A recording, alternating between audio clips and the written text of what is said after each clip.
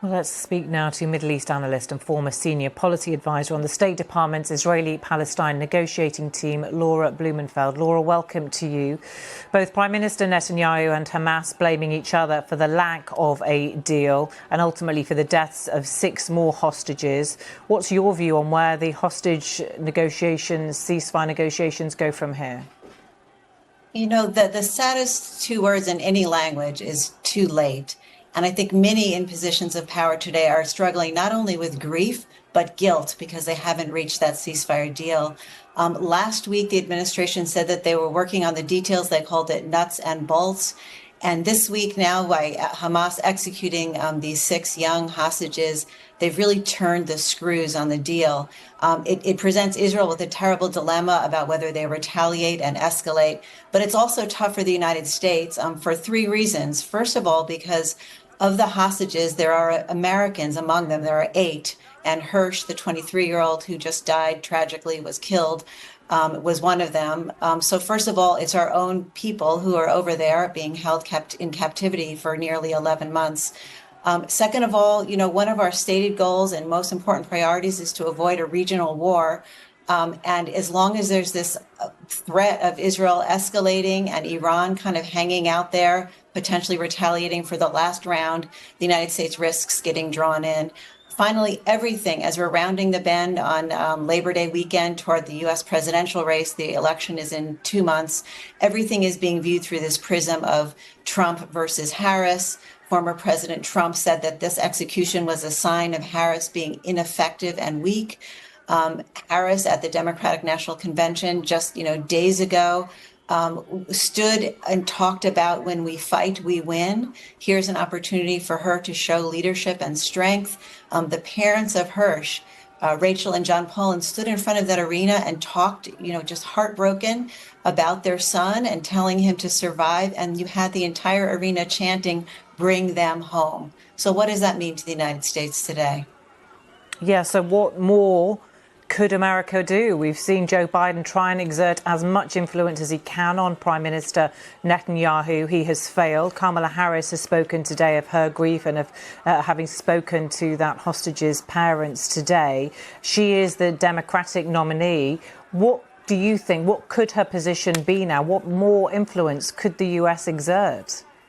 Well, importantly, she's a former prosecutor, and she talked, I was at an event at the White House where she talked about the sexual violence of October 7th.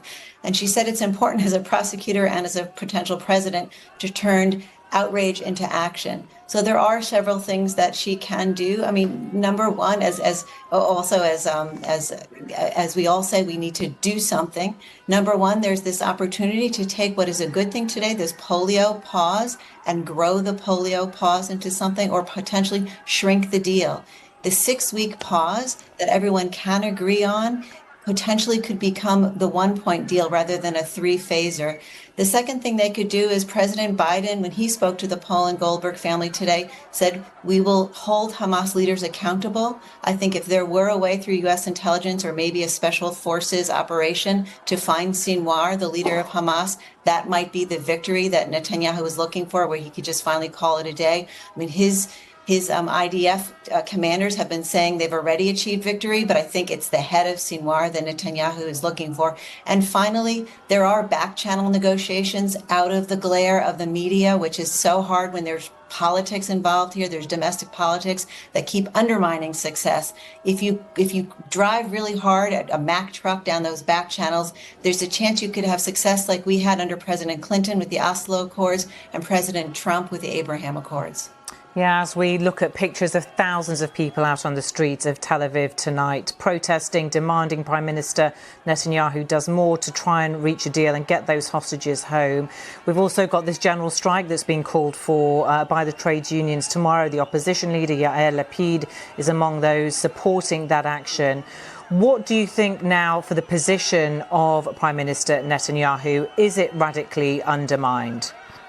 Oh, I think the reason why there's so much division in Israel, because there really is a dilemma. I mean, for aside from Netanyahu's selfish political considerations, which we all agree are a problem, there is an argument that the gains of today by cutting a quick deal creates problems for tomorrow, more hostages tomorrow, and so For there are those who are saying you're incentivizing murder. If you concede now after these executions, all you're doing is encouraging future executions.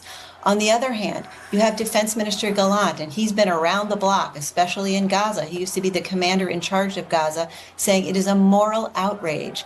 They were abandoned October 7th, and now your indifference is leading to their deaths.